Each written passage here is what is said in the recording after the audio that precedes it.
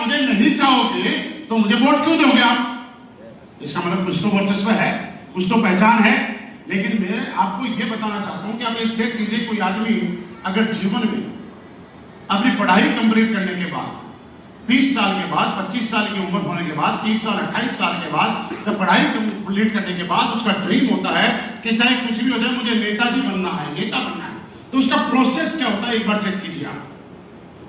बताऊं?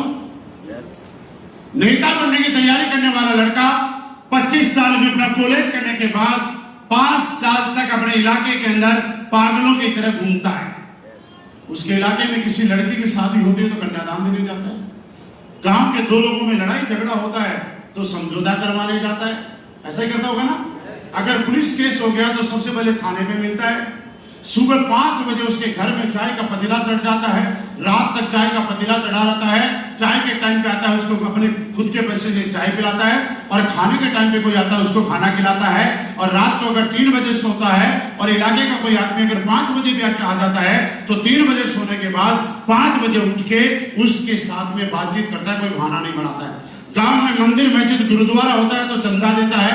अगर बारिश आ जाती है, बाढ़ आ जाती है तो पैरों में चप्पल लेके पूरे इलाके में घूमता है। 5 साल तक ऐसे ही करता है।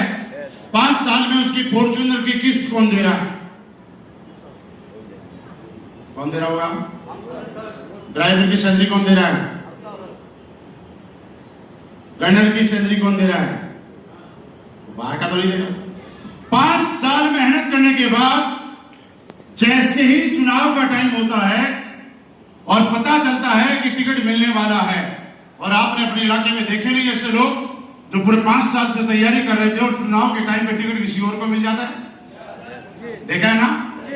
मैं आपसे पूछना चाहता हूं, जिसको टिकट नहीं मिला वो अगले 5 साल क्या करता है?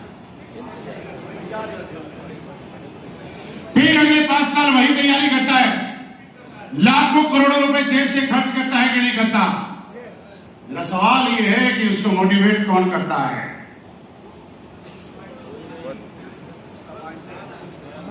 क्या कोई मोटिवेट कर रहा है?